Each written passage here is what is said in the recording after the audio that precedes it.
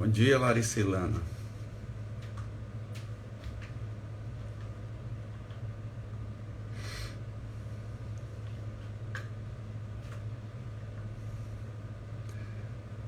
Bom dia a todos vocês. Bom dia, Ariane.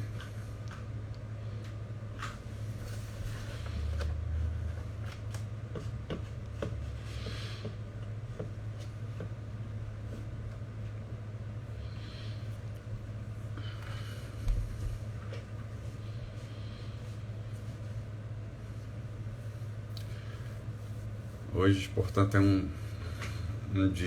mais um dia feliz por estarmos aqui juntos para essa leitura do Evangelho, leitura e comentário do Evangelho. E nós temos essa oportunidade de fazer agora alternadamente, né? Não mais todo dia como antes, mas ainda assim o Evangelho nos trazendo aí gotas de luz. Bom dia, Tamires. Bom dia, Mari. Bom dia, Lana. Tia Lana.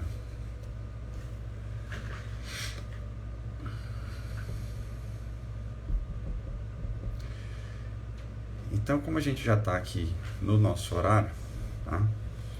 Já vamos formalmente começar, tá? Então, com a nossa prece inicial, agradecemos a Deus e agradecemos a Jesus por mais esse dia em nossa existência, por mais esse dia em nossa reencarnação. Agradecemos por tudo o que nos tem acontecido. Seja aquilo que a gente considera bom, seja o que a gente considera ruim. Agradecemos por tudo, pois Deus, nosso Pai, sabe aquilo que é melhor para nós. Agradecemos ao Evangelho de Jesus, nosso guia, nossa fonte de vida, nosso manual de instruções, e que, quando soubermos aproveitar plenamente o seu conteúdo, vai fazer com que nossas vidas se transformem positivamente. E assim, agradecendo a Deus, agradecendo a Jesus, rogamos auxílio para melhor compreensão, melhor entendimento, e iniciarmos nosso estudo do Evangelho de hoje. Que assim seja. Bom dia a vocês que vão chegando ainda. Bom dia, Carla Torres. E hoje a gente vai dar continuidade ao capítulo 4 do Evangelho segundo o Espiritismo. Ninguém pode ver o reino de Deus se não nascer de novo. Lá no item 24, que é na parte da instrução dos espíritos, ou das instruções dos espíritos. E esse item 24 trata especificamente sobre uma pergunta que diz respeito aos limites da reencarnação ou da encarnação. Tá? A pergunta é bem direta, né? Como o título já nos diz. Quais são os limites da encarnação? Lembrando que a pergunta foi feita por Allan Kardec, e nessa parte das instruções dos espíritos são sempre as mensagens dos espíritos da codificação que vão trazer o esclarecimento sobre aquilo que diz respeito ao capítulo que a gente está estudando. Tá? Então, como nesse capítulo a gente trata sobre a reencarnação, sobre esse nascer de novo, as instruções dos espíritos, claro, serão relativas a esse tema. Então a resposta é a seguinte: a encarnação não tem, propriamente falando, limites nitidamente traçados. Se entende por isso o envoltório que constitui o corpo do espírito, já que a materialidade desse envoltório diminui à medida que o espírito se purifica. Em certos mundos mais avançados que a Terra, ele já é menos compacto, menos pesado e menos grosseiro, e, por conseguinte, menos sujeito às vicissitudes. Num grau mais elevado, é diáfano e quase fluídico. De grau em grau, ele se desmaterializa e acaba por se confundir com o perispírito. Segundo o mundo a que o espírito é chamado a viver, este toma o envoltório apropriado à natureza deste mundo. O próprio perispírito suporta transformações sucessivas, ele se eteriza cada vez mais até a depuração completa, que constitui os espíritos puros. Se mundos especiais são destinados como estações aos espíritos mais avançados, estes não estão ligados ali como nos mundos inferiores. O estado de desligamento em que se encontram lhes permite se transportarem por toda parte em que os chamam às missões que lhes são confiadas. Se se considera a encarnação sob o ponto de vista material, como ocorre sobre a Terra, pode-se dizer que ela é limitada aos mundos inferiores. Depende do espírito, por conseguinte, dela se livrar, mais ou menos rapidamente, trabalhando pela sua depuração. Deve-se considerar também que no estado errante, quer dizer, nos intervalos das existências corporais, a situação do espírito está em relação com a natureza do mundo ao qual se liga pelo seu grau de adiantamento. Que assim, na erraticidade, ele é mais ou menos feliz, livre e esclarecido, segundo seja mais ou menos desmaterializado. Mensagem de São Luís, que foi dada em Paris no ano de 1859. Então veja, quando a gente trata do tema da encarnação ou da reencarnação, essa parte diz mais respeito àquilo que muitos chamam de fenômeno. A própria codificação, né, vai falar sobre o fenômeno. Tem a ver também com a mediunidade, porque em relação à mediunidade a gente vai encontrar nas pessoas a faculdade de ver ou ouvir aqueles que estão desencarnados, né? Aqueles que estão no plano extramaterial ou extrafísico, né? Diferente de nós. Portanto, isso tem muito a ver com o fenômeno também. Acontece que essa linha de estudo da doutrina espírita, apesar de estar relacionada com esse aspecto da matéria que nós aqui encarnados estamos utilizando, ou daquilo que vai se desmaterializando em relação aos nossos corpos, isso diz respeito também à nossa evolução moral. Porque são dois aspectos indissociáveis, tá? A nossa materialidade, vamos dizer assim, e a nossa evolução moral. Quanto mais vamos evoluindo moralmente, quanto mais estamos nos depurando, né, porque a gente vai evoluindo e a gente vai atingindo novos estados de pureza do espírito, a gente vai assim se livrando mais e mais da matéria. A matéria, portanto, ou estar mais materializado, portanto, é estar moralmente mais grosseiro, né? E isso às vezes pode soar um pouco estranho para nós, né? Essa comparação, dizer que é mais grosseiro ou menos grosseiro, mas de fato é assim que funciona, né? É assim que as coisas são. Então vejo que desde o início ele já vai falando, né? A materialidade desse envoltório, né, diminui à medida que o espírito se purifica. Então já na primeira frase ele já determina exatamente essa relação entre a nossa purificação e a nossa desmaterialização. Os nossos mundos, ou melhor, o mundo aqui que nós estamos, é um dos mundos mais grosseiros, né, utilizando a mesma expressão em que um espírito pode viver.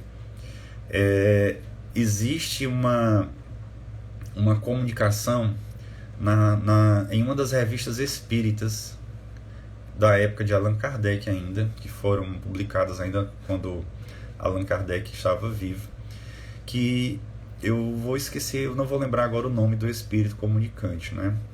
E ele descreve a vida em Júpiter. E ele fala desses espíritos que vivem lá, ele descreve as habitações, descreve as pessoas, né? Descreve como é que são distribuídas as cidades, os locais onde as pessoas vivem, e fala desses corpos mais fluídicos, mais etéreos, que, diferentemente dos nossos, né, são leves, são sutis. E, obviamente, diante disso que a gente acabou de ler aqui, tá? Se são mais fluídicos, mais sutis, significa dizer que esses espíritos são mais avançados, tá? Moralmente, comparando com a civilização da Terra.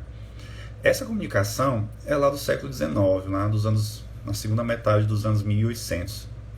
E o que se sabia sobre Júpiter nessa época? muito pouco diante do que a ciência dispunha para fazer observações, para fazer pesquisas, para tirar suas conclusões. Hoje em dia, né, o que se sabe sobre Júpiter, né, é que é um planeta predominantemente gasoso. E isso, a gente pode dizer, é uma espécie de comprovação que a gente pode encontrar nos meios que a nossa ciência material dispõe hoje, daquilo que foi falado ali em torno de 150 anos atrás. Né? Que esse mundo, sendo um planeta, portanto, de constituição gasosa, tá? Ele é menos materializado que o nosso. Então, isso, de certa forma, valida uma comunicação mediúnica que foi obtida naquela época, nos informando sobre o estado da vida em outro planeta. E, de alguma forma, também, com relação a essa mensagem de hoje aqui que nós lemos do Evangelho, também validando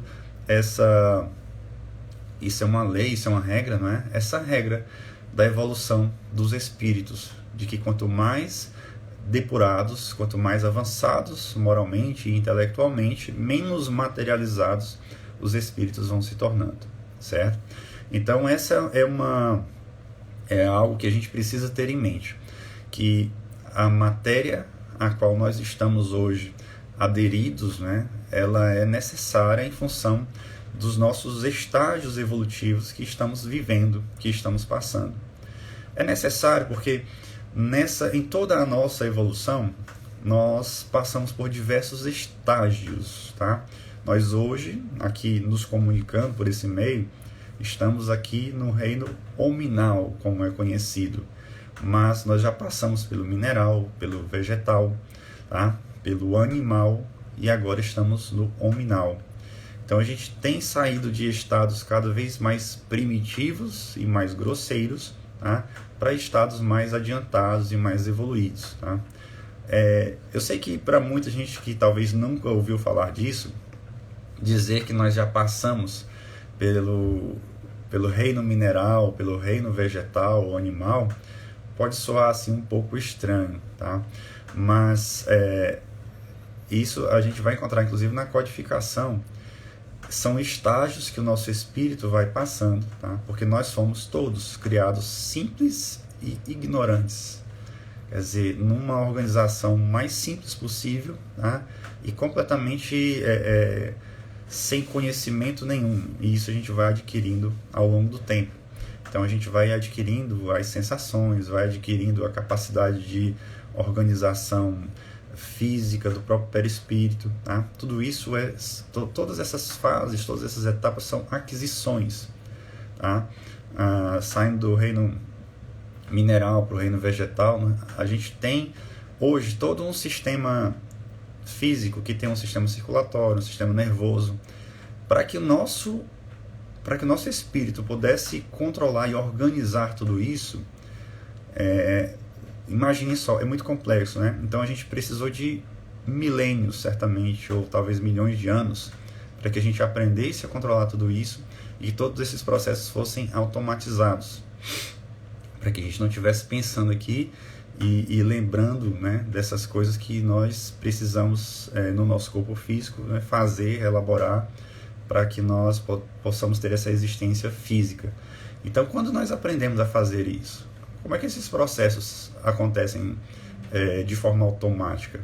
Porque eles são controlados pelo nosso sistema nervoso. Nosso sistema nervoso é impulsionado pelo nosso espírito. Então, como é que a gente consegue impulsionar tudo isso? Todo o funcionamento do nosso corpo. Tá? Por causa desses estágios que nós passamos em diversos reinos, e lá nós fomos, da forma mais simples e mais rudimentar possível, adquirindo todo esse conhecimento de formação do corpo físico e de funcionamento do corpo físico.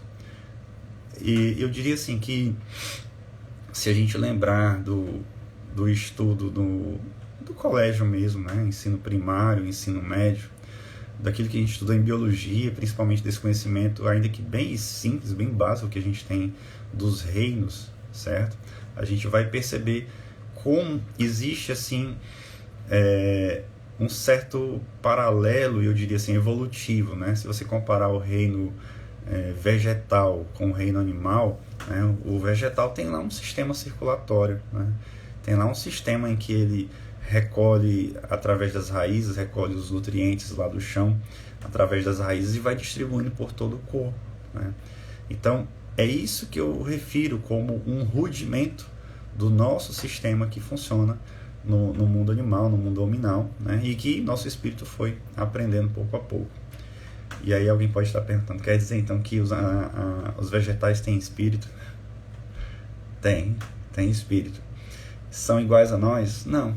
Eles são mais jovens do que nós, tá? Eles foram criados há menos tempo que nós, certo? E estão aí passando por esse estágio evolutivo. Um dia chegarão ao estágio hominal, assim como nós, né? Bom, mas isso é um assunto para depois. E envolve muitas coisas que eu sei apenas de uma forma muito básica, tá? Não é o momento e nem é a pessoa, né, que está capacitada para falar isso para vocês.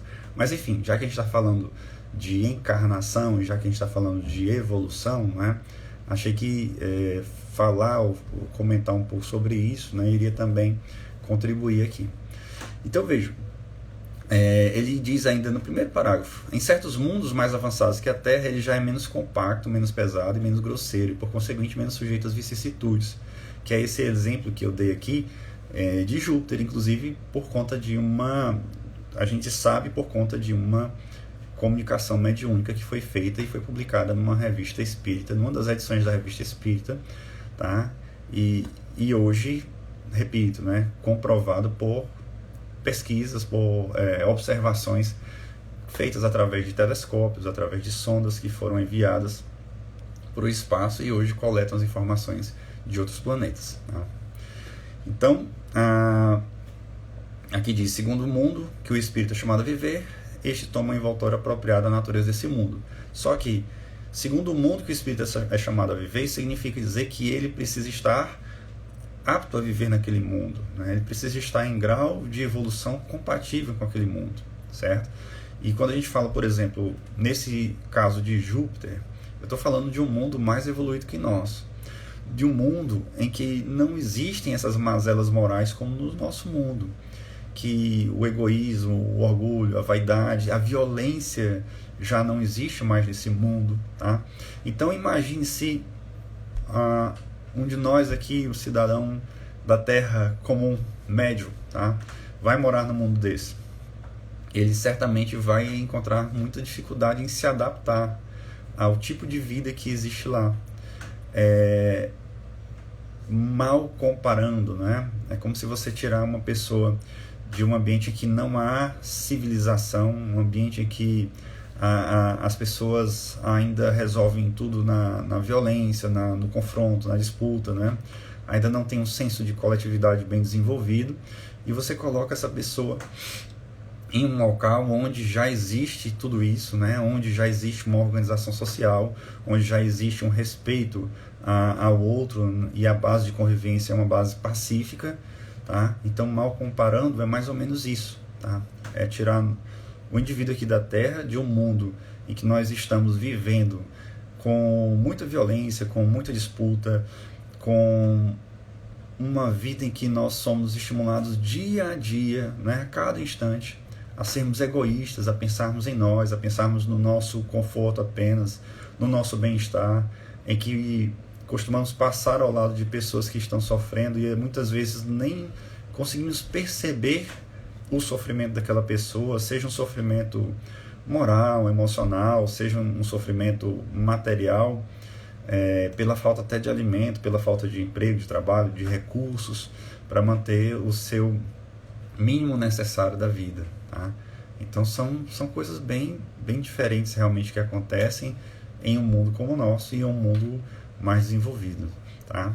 Lá nessa comunicação, inclusive, é dito que Mozart está lá, né? E há uma descrição do que seria, na verdade, até um desenho mediúnico do que seria a casa de Mozart, né? Então eles falam como é que é a casa, como é que é feita a decoração, que é mais ou menos como se fosse feita com plantas, né? Que deixam formas, eu diria assim, até de um conteúdo mais artístico, né?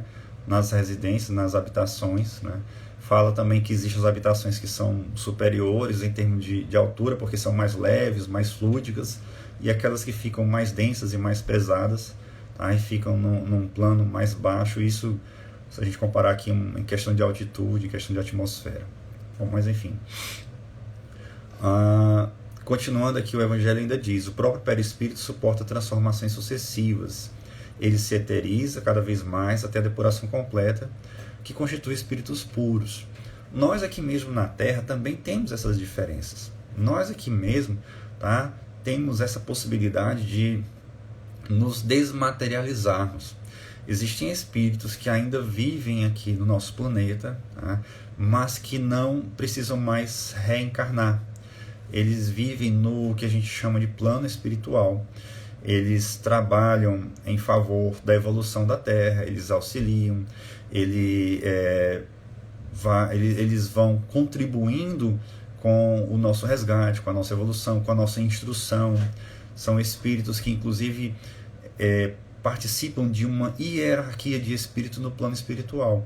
Eles são espíritos que são equivalentes a dirigentes de grupos, digamos assim, né? Porque no plano espiritual também existem hierarquias conforme esse grau de depuração, certo? Então nós temos essa organização aqui na Terra, e nós temos aqui na Terra essa desmaterialização também entre os espíritos que aqui vivem, né? Existem aqueles que são mais apegados à matéria, aqueles que são menos apegados, mais desmaterializados.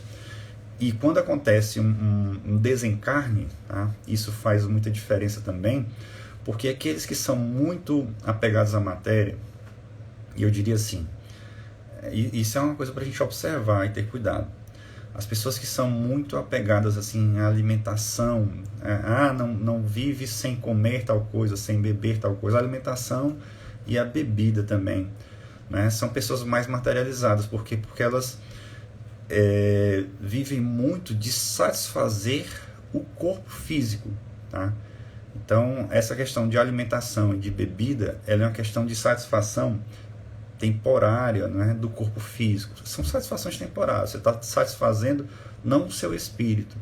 Você não está trazendo algo para o seu sentimento. Você não está trazendo algo para o seu crescimento moral ou intelectual. Você está trazendo algo, né, para alimentar o seu corpo físico. Você está satisfazendo aqueles desejos que são físicos, certo? Isso diz respeito à alimentação, diz respeito à bebida, diz respeito à sensualidade, ou seja, relações sexuais também são algo para... Tem os dois aspectos, mas elas, dependendo de como uma pessoa vivencia isso, né? Aqueles que fazem isso de forma desregrada, sem compromisso com aquele com quem se relaciona, tá buscando satisfazer o corpo físico. Então, são coisas que a gente precisa de algum modo conhecer e saber que acontecem.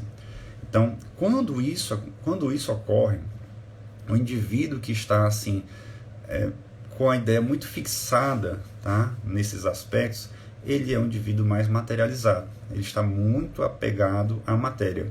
E quando desencarna, ele tem mais dificuldade de sair aqui desse plano de existência em que nós estamos.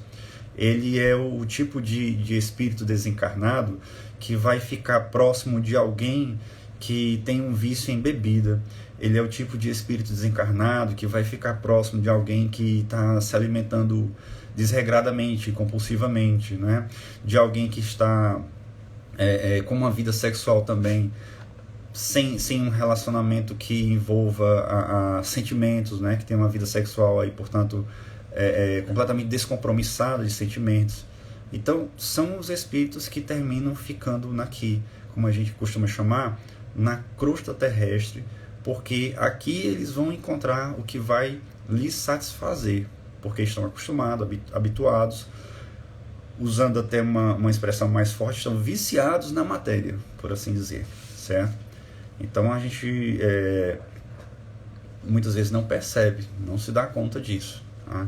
Então, se eu puder falar alguma coisa que ajude em relação a isso, né, eu diria assim: não transforme sua alimentação num ritual, não transforme sua alimentação em algo que seja o seu prazer, né? A alimentação é para manter o corpo, tá? A alimentação não é para ser ritual, não é para ser prazer, não é para ser diferencial, tá? É para manter o corpo. Alimente-se para manter o seu corpo saudável, sem exageros, sem faltas, tá? Mas com aquilo que você vai manter, aquilo que você vai obter para manter o seu corpo saudável, tá? Nós temos a obrigação de manter os nossos corpos saudáveis, porque é com esses corpos materiais que nós aqui, encarnados, estamos cumprindo a nossa missão na Terra. É com os nossos corpos materiais que nós estamos aqui, tá, atuando uns em relação aos outros. Então, se eu não tiver o meu corpo saudável, eu estou prejudicando a minha atuação aqui durante a minha reencarnação. Então, quando eu falo em alimentação, para que seja saudável nesse sentido, de manter a sua saúde.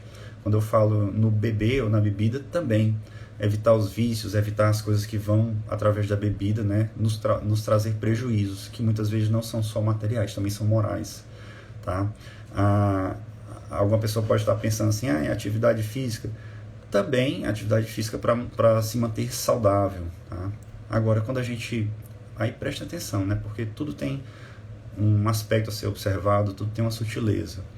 Quando eu faço da atividade física algo exagerado, algo que está fazendo com que eu esteja, por exemplo, estimulando a minha vaidade, né? Porque com aquela atividade física eu estou buscando um corpo, vou colocar na expressão como um corpo perfeito, né?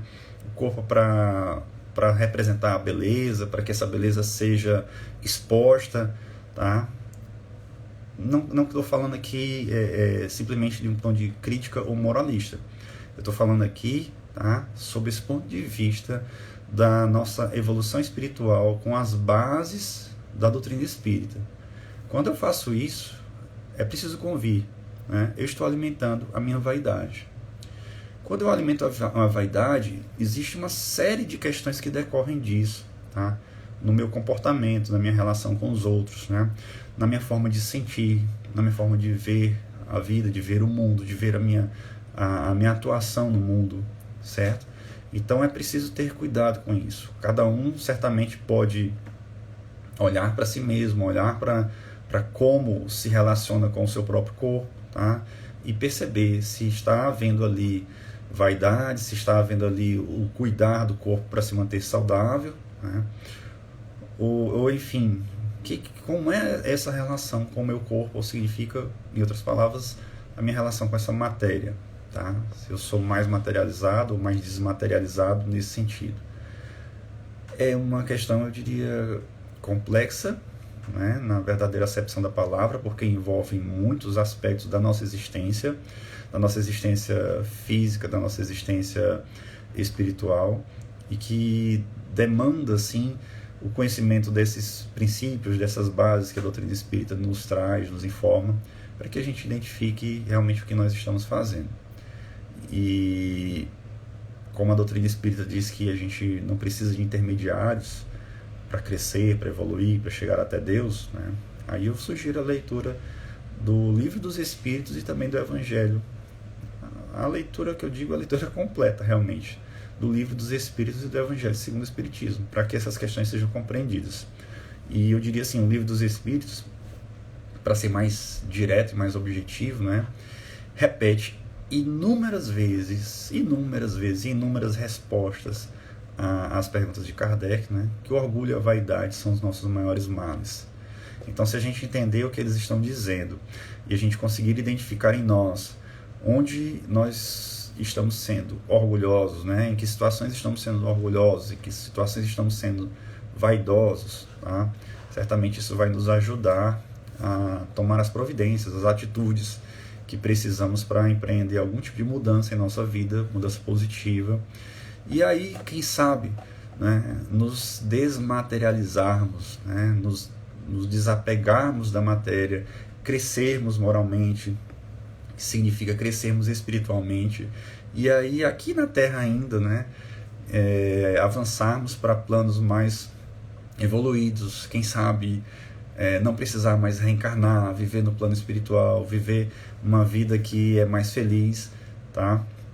sem tantas dores como a gente passa aqui. Mas lembrando, né, a vida feliz para o espírito não é uma vida de ócio, não é uma vida de contemplação eterna, né? Não é um paraíso celeste que a gente está deitado lá na graminha e só vendo a vida, o tempo passar. Não existe isso, tá? A vida de trabalho, tá? Jesus mesmo já disse para nós: até hoje meu pai trabalha, tá? Então, me perdoem aqueles que acreditam na criação em 7 dias, mas Deus não descansou no 7º dia. Deus não parou no 7º dia, tá? Ele fez, depois da criação, depois de tudo que Deus já criou, Ele continua criando. E nós, como já se ouve bastante hoje, né, somos co-criadores. Então nós estamos trabalhando, devemos trabalhar junto com Deus nessa co-criação, tá? Na obra de Deus, criando bondade, criando amor, criando fraternidade, né? Criando esses relacionamentos, porque nós interagimos e influenciamos uns aos outros. Por isso a gente deve buscar influenciar positivamente aquele que está perto de nós, aquele que está distante de nós, seja aí pela tela do celular. A gente precisa fazer alguma coisa realmente positiva, porque quando a gente consegue fazer algo pelo outro, a gente faz por nós mesmos, tá? Então essa é a base da caridade, essa é a base do amor ao próximo que Jesus nos ensinou. A encarnação, a desmaterialização, tá? Avançar ou evoluir para mundos melhores que o nosso, isso é consequência, certo? Então, como disse a amiga Jaqueline, trabalho. Tá? Não vamos achar que isso é cansativo. Quando é que eu vou descansar? Meus amigos, ninguém vai descansar. A gente vai ficar em atividade, tá? A gente vai ficar sempre atuando em alguma coisa. A gente vai ficar sempre realmente trabalhando, seja aqui no plano físico, seja no plano espiritual. Tá? A vida é trabalho, a vida é ação. O Evangelho que nós estamos aqui fazendo essa leitura, compartilhando, interagindo aqui, o Evangelho de Jesus não é apenas um conjunto de palavras para que a gente leia, aprenda, conheça sobre a vida de Jesus. O próprio Jesus não parou para escrever o Evangelho. Jesus viveu o Evangelho. Portanto, o Evangelho é ação, o Evangelho é trabalho, diário, incessante, eterno. Não vou tirar férias, não, vou trabalhar eternamente. Eu diria assim, se Deus quiser, né? Se a gente está trabalhando, se a gente está atuando, significa dizer que a gente existe.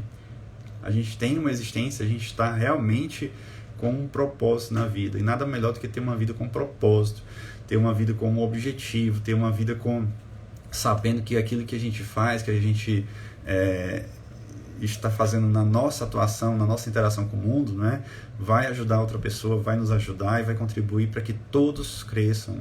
E assim a gente precisa ver o Evangelho, né, como a nossa fonte de inspiração para o trabalho.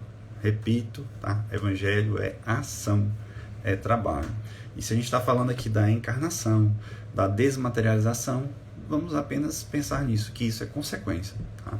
O nosso trabalho vai gerar essa desmaterialização. O nosso crescimento moral, espiritual, vai fazer com que a gente se desapegue daquelas coisas que nós estamos aqui habituados a achar que são importantes, estimulados por aqueles que infelizmente não querem que a gente cresça, né? Mas estimulados a achar que o importante da vida é o trabalho, são os títulos, é a formação, é o que você comprou, é aquilo que você vai tendo, aquele aparente sucesso aqui do mundo material, do mundo...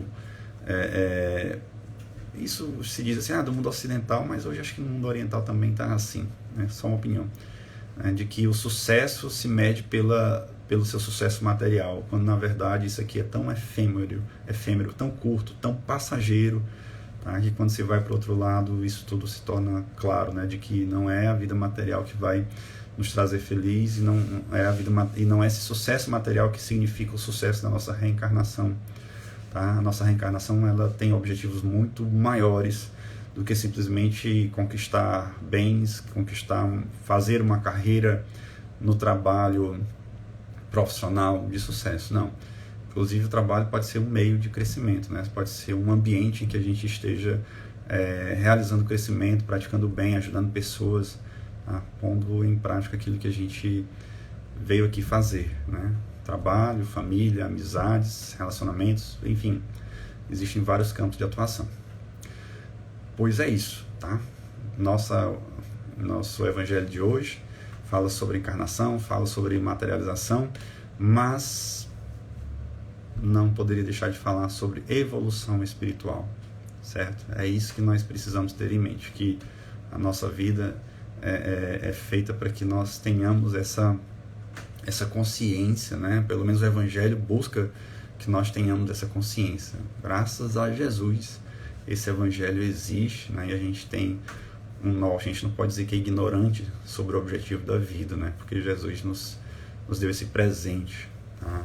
Nos deu esse presente não só do que ele nos ensinou, mas também da sua atuação na terra, o sacrifício que ele fez, né? Ele não deu a nossa vida para nos salvar, como equivocadamente pensam.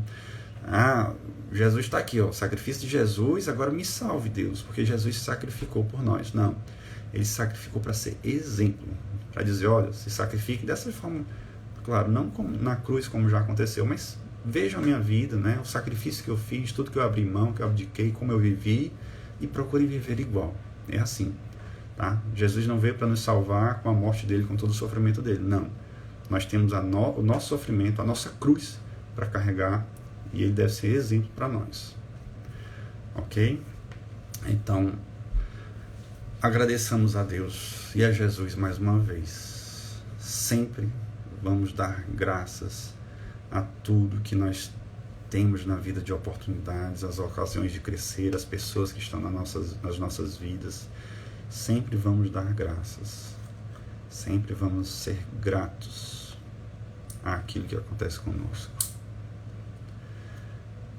E que hoje, que amanhã, que todos os dias, nós tenhamos o Evangelho em nossas vidas, em nossos corações, nos inspirando na nossa atuação aqui na Terra, fazendo com que a gente melhore nossos pensamentos, nossas palavras, nossas ações, fazendo com que a gente melhore com pessoas que interagem com outras pessoas e busca contribuir para a melhoria, para o avanço, para o crescimento espiritual, moral, né, do nosso planeta, de todos nós que convivemos aqui, que tanto precisamos, que tanto estamos carentes de amor, de fraternidade, de paz, de compreensão mútuas.